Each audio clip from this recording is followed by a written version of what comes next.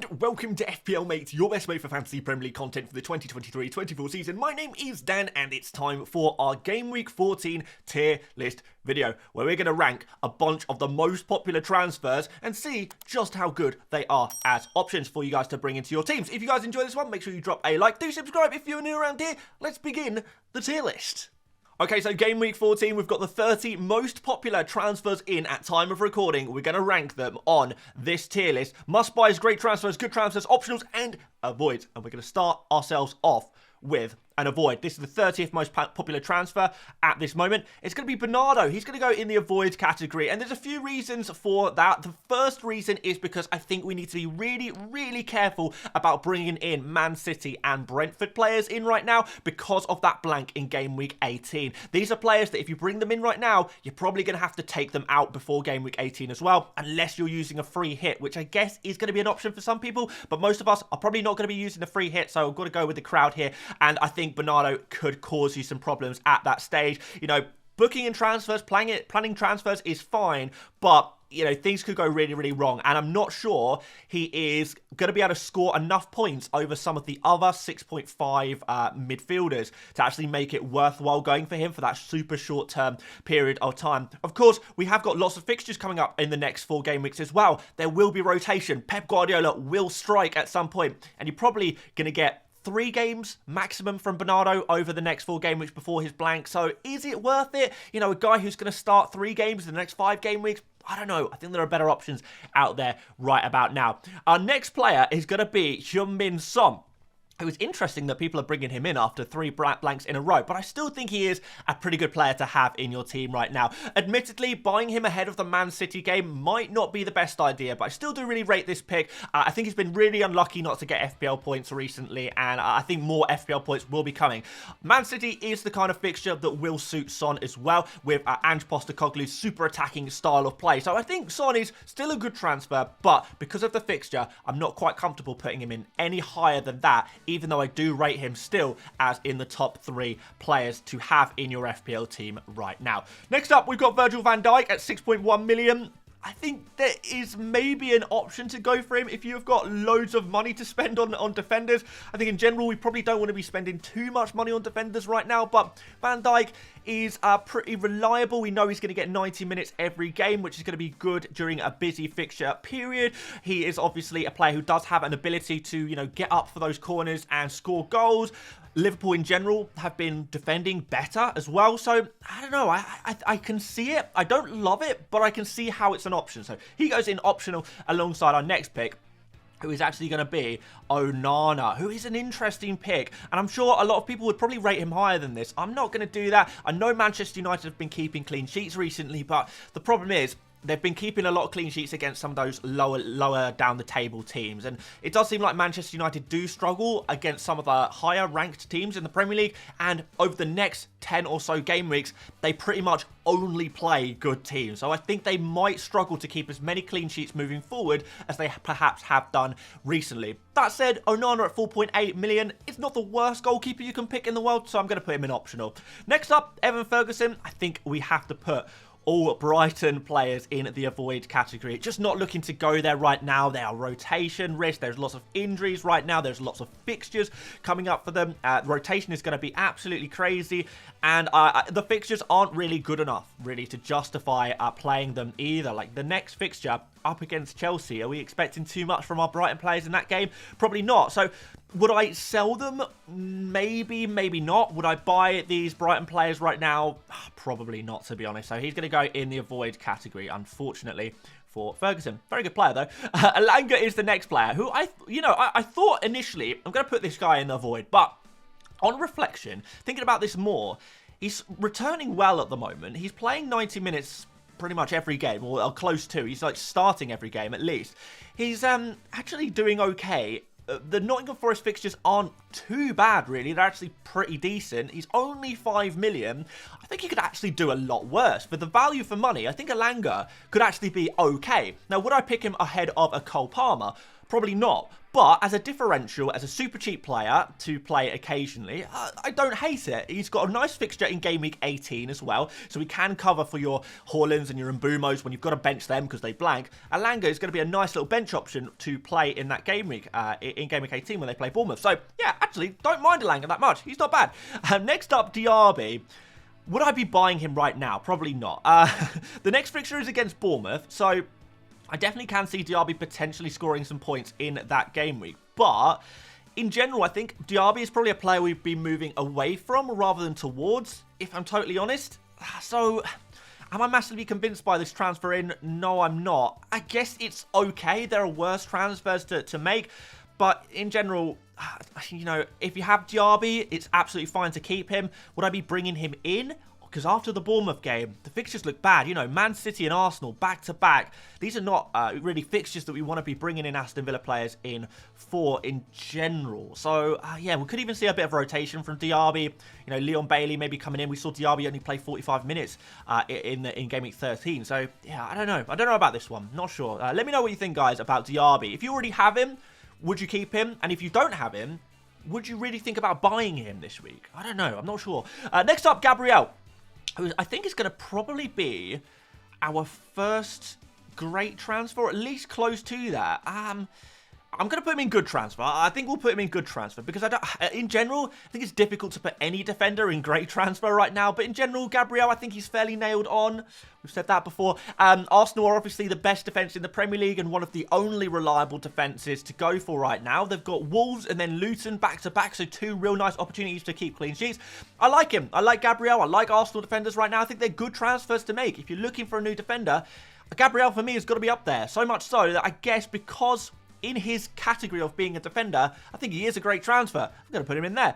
Next up, Wissa, a warning, big warning about that blank Game Week 18. Is he a similar situation to Bernardo? Maybe not as much. I think Wissa is slightly more nailed on, and I think the fixtures are slightly better for Brentford as well, and he's cheaper as well. So if you're looking for a super cheap forward, Wissa, he's okay, but again, you really just got to worry about that blank Game Week 18. But I'm going to shove him in the optional category because of that cheap price, and I think the fixtures are pretty good. And I think the upside is there as well, and the nailedness always helps. Speaking of nailed, Douglas Luiz, going to put him alongside Diaby. I'll say the same thing as I always do about Douglas Luiz. He will get you points. Occasionally, he'll get a penalty. Occasionally, he'll, you know, get a set-piece assist or something like that. It is going to be occasional. Is he going to be, you know, a player who scores loads of points every game week? No. Is he going to be a player who blanks regularly? Yes. But occasionally, you will get points from him. So he's okay. Like, he's an option. Do I love him? No. Would I be buying him personally? No. So he's going in the optional category. I mean, to be fair, for me personally, I would only ever really buy players from the top 3 categories, I guess. So, yeah, we'll move on. Mykolenko. Interesting one. Everton have mixed fixtures, but Mykolenko has been showing some attacking potential, I guess. I am going to put him in the optional category because although I like his price, I like his attacking potential, and there's no real good defenders. My point is there's no real good defenders. So is it worth making a defender transfer, or is it just worth sticking with what you've got? I don't know. It's kind of up to you guys. He's okay. I'm going to put him in optional. If you want to go for a defender transfer that's not an Arsenal player, you do so at your own risk. So fair enough. We'll put him in optional. Pinnock, particularly with these defenders, I'm not sure I would want to be transferring him in right now. I think Brentford's fixtures for defence are not as good as they are for attack. And I do worry a little bit about that Game Week 18 blank. I think in Game Week 18, generally, we will have to be, you know, relying on our defenders a lot from our bench to cover for the likes of Haaland and Mbeumo. So I think particularly with the worst fixtures, the lower upside for Pinnock, I don't think it's worth bringing him in for the next 4 game weeks before the blank. There probably is a clean sheet in there somewhere, but it's not worth it. Not worth it. Next up, Kudus. Yeah, I kind of like Kudus at the moment. Yeah, he's looking good. So he can go straight in the good transfer category. He's looking pretty sharp. He's fit. He's available. Fixtures are nice. He's getting assists. He's in and around the box. I like this pick. Next up, Trent Alexander-Arnold. Pretty easy avoid for me. I do think, to be fair, Trent will pick up points over the next 3 game weeks. But is he worth 7.9 million? Hell no. I know some people will be picking him because he scored a goal and people thinking, okay, is this the return of Trent? Probably not. That's only his second return this season. With week 13 game weeks in, and Trent has only had 2 attacking returns, that is just not worth 7.9 million. You can get so much more for your money. Just go for slightly cheaper defenders or Arsenal defenders. The time for Trent is you know, possibly in the past. I think 7.9 million is just too much money for him. If he was like 6.5, I'd be thinking about it, but it's way too expensive for me. Next up, Lascelles.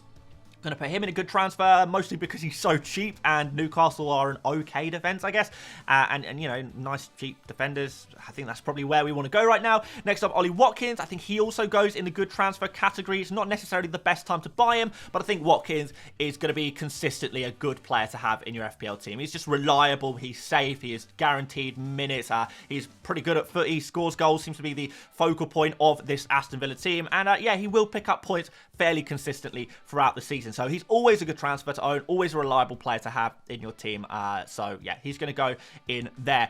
No higher because of those bad fixtures though. Next up, João Pedro. Similar situation to Ferguson. I maybe slightly prefer Pedro because even though he is super rotation risk, I wonder if, you know, having those penalties might help a little bit. But yeah, in general, Brighton just not a team I'd like to touch right now. Next up, Darwin Núñez. Yeah, similar category to Watkins. Maybe you go slightly higher because of his cheaper price, you know, almost $1 million cheaper. Darwin has also got better fixtures than Watkins. The only issue with Darwin is that he is probably going to get rotated a little bit over the next few game weeks because of the congested fixture schedule. But still, I think he's a great transfer. I think I quite like this pick. Like, if you can go for Darwin, you've got a forward you hate right now in your team, I would maybe go for Darwin. There's only 2 players I wouldn't transfer out for him, and one of them is Watkins. Another one is coming up very soon, who we're going to talk about. But next up, we've got to put Salah in here. Salah is a must-buy. I think we all know this by now. You know, he's doing very well. You know, he's scoring goals, he's getting assists, he's on penalties, he's nailed on. Liverpool have fantastic fixtures coming up. If you don't have Salah yet, what are you waiting for? Get him in your team. I think it's time. Next up, Cole Palmer. Of course, he's got to be a good transfer. I think this is the start of Chelsea's good run of fixtures. It really is. And at 5.3 million, penalty taker, super attacking, good underlying numbers there as well. I think this is the time to buy Palmer if you haven't done already. If not, you've got to get him soon, like maybe in the next few game weeks. He is going to go up and up in price over the next few game weeks. So there is going to come a point where Palmer is not that super budget player. Although, to be fair, I genuinely think he can compete in scores with the 6.57 million midfielders. So right now at 5.3, you're getting a super bargain there. Next up, Erling Haaland. You know, the super essential. I mean, is it time to admit, it's time to accept that Erling Haaland is essential? Even people who haven't had Haaland in their team recently, maybe took him out, you know, a month or so ago. Is it time to get him back in? I mean, maybe, probably, I would say so. I wouldn't want to go without him. Even though we've got that blank coming up, I'd be happy to cover him for that 1 week. He's just too good. He's just too good, and he's proving it every single game week at the moment. I think that period where people thought he was kind of maybe dropping off a little bit is way in the past now, and he's done super well over the last month, hasn't he? Next up, Raheem Sterling. I think, to be fair, he is an okay transfer. I would maybe even venture as far as to say he's a good transfer. I prefer Palmer for the you know, the cheaper price and the penalties, but Sterling, if I had to go for a midfielder right now, I think Sterling would probably make my top 10, maybe. I don't know. Yeah, he's okay. Yeah, it's not a bad pick. He's obviously in very good form right now, looking good. It's just that if you're going to go for one Chelsea midfielder, it's probably not going to be Sterling. You probably go for the cheaper guy who is arguably a better pick, even if they were the same price. So yeah, it's going to go there. Next up, Simicast. I'm a little worried about his minutes. I do think he's going to get rotated a little bit. But the fixtures are nice. We've got no blanks. The price is pretty decent still at 4.7. You get a little bit of assist potential there as well. I guess we put him in the good transfer category. Yeah, I think we agree with that one. I don't know. Next up, Alexander Isak. He is one of my favourite players in FPL right now. I'm going to put him up here next to Darwin. Slightly prefer him to Darwin. Slightly cheaper price. We know Wilson's going to be out for a while. And Isak, his numbers, you know, per 90 are incredible. The problem always with Isak is that he doesn't get 90 very often. But with Wilson out, he's going to be on penalties. He's going to be playing more minutes. He's going to be an incredible FPL asset. And I keep saying this, but he is the one player I wish I could find a way of getting into my FPL team. I really like this pick a lot. Next up, Doku, do you put him in the same category as Bernardo? Maybe not, maybe. He's just as rotation risk, if not more. I think there is going to be a rotation for Doku coming up very soon. But I think he has slightly higher points potential than a Bernardo. At the same time, unless you are free hitting in Game Week 18, I just can't see myself loading up on a player like Doku. You know, if you've got a choice between Doku and Mbeumo, are we really going to go for Doku right now? I don't know, because both players have that Game Week 18 issue. But it just looks like Mbeumo has high potential, you know. More nailed penalties, you know, looks better off, you know, outside of the set pieces as well. I think so, yeah, I'm not sure there's a place for Doku unless you're free hitting in Game Week 18, in which case, at that point, I would maybe considering. I just don't see there's enough upside in the next 4 fixtures for him. So, a risky avoid. You could maybe drop him into a low tier optional. I prefer him to Bernardo. Shall I be generous with him? All right, I'm going to be generous and put him in low tier optional, but I'm not huge on this transfer. I'm not going to lie to you guys. Unless you are free hitting in 18, of course. Right, next up, we have got Saka, who is obviously scoring more points than Son at the moment, isn't he? But I still think I slightly prefer Son if you can afford him. Saka is a nice, cheaper price, though. In general, I think Saka is an okay pick. I think he's a decent player to have in your team. If you already have him, you absolutely keep him. Would I transfer him in? I don't know. His underlying numbers are poor. He's not looking likely to score goals at all and hasn't done for some time. He's generating basically 0 XG. He's barely taking any shots. I think he's got something like 1 shot on target in his last 4 Premier League games. It's not really good enough for that price. But at the same time, he is reliable. He is likely going to be on penalties. He is still providing a little bit of creativity. And the fixtures are really good. So he's a good transfer, but he's not quite in that great transfer category for me, personally. But we have got some Arsenal players who are. One is going to be Saliba. I think Saliba goes straight in here. Nailed on, guaranteed minutes, safe, reliable. Looks good for bonus points every single game week with his defensive actions. Yeah, if you're going to buy a defender this week, Saliba is going to be your guy. Buy a Saliba if you can afford him. Really, really nice transfer there. We've got his teammate Zinchenko we've got to put in somewhere as well. Would I go for Zinchenko over Gabriel? Probably not. I think Gabriel is more nailed on than Zinchenko. I think we might see some rotation for Zinchenko here and there. Although, in fairness, if you've got decent bench cover, he might actually be kind of rotated for the games that you wouldn't want to play him in anyway, maybe. But, yeah, I think we'll drop Zinchenko in. Good transfer. Because, like I say, I do prefer those other Arsenal defenders to him right now, just for the nailedness. And I think, to be fair, I think Gabriel has better attacking potential than Zinchenko as well, which is probably controversial to say right about now. But anyway, moving on, we've got a couple more players. First of all, Mbeumo. I think I don't think he's quite a must-buy, because I think that kind of category has to be reserved for the Haalands and Salahs of the world. If Mbeumo didn't have a blank in Game Week 18, I probably would be putting him in must-buy category, to be fair. But I still think, despite that, he's still a phenomenal player and should be one of your priority transfers to bring in this game week. You know, there's very few midfielders I wouldn't swap for Mbeumo, to be fair. It's only really the likes of Salah, maybe Son and Saka, who I wouldn't sell from Mbeumo. Really think he's a phenomenal pick, and at 7 million, still great value for money. You can have penalties. Like, he's been unlucky not to score more FPL points recently. He really, really has. You know, we saw it against Arsenal. Super close. Kind of shot blocks off the line. It was so close. And Mbeumo could have had a haul last game week. He really could against Arsenal. That game could have been totally different. So, I am going to put Mbeumo in the great transfer category. Really like him as a pick, and I think he should be one of your priority transfers for Game Week 14. Which finally leaves us with one more player, and that's Anthony Gordon, which I'm struggling with this one a little bit. I think he probably is a good transfer. I don't think he's a great transfer. There are a lot of midfielders I prefer to him right now. So I'm going to drop him at the bottom of the good transfer category. I think there will be rotation for him very soon. We're going to have Barnes back soon. We're going to have some other Newcastle midfielders, wingers back soon. That may impact his game time potential, but at the same time, he's obviously performing pretty well. The next 3 fixtures aren't amazing. I don't trust him in the same way as I trust an Isak, who also has penalties as well. So I don't think the two are really too comparable. But at the same time, he's like an okay transfer. He's not bad. But is he worthy of being the most transferred in player of Game Week 14 so far? In my opinion, no. I don't think he should be the top transfer target, which he seems to be in the overall FPL player base. I think there's lots of players who would actually prefer to go for right now. You know, even in terms of midfielders, we look at this tier list. We've got Salah, Mbeumo, Palmer, Son, Saka, Kudus, even Sterling. I would prefer to bring in all of these players to Gordon, I think. So, therefore, is Gordon going to be a priority?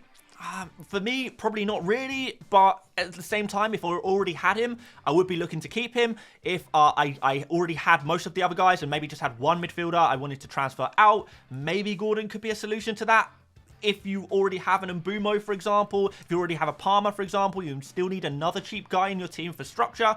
There are circumstances where it could be a good transfer. So he's going to go in there, which wraps up our tier list. Now, looking through this, guys, what do you think? Do you think we have aced this one, or have I maybe made some mistakes in here? Do you think the players are in their right positions or not? Let me know in the comments if you think I've got anything wrong or anything right as well. Positivity is always appreciated as well. And if there's any other players who we haven't spoken about in today's tier list video, let me know in the comments and we will rank them as well. So let me know your transfer targets down in the comments.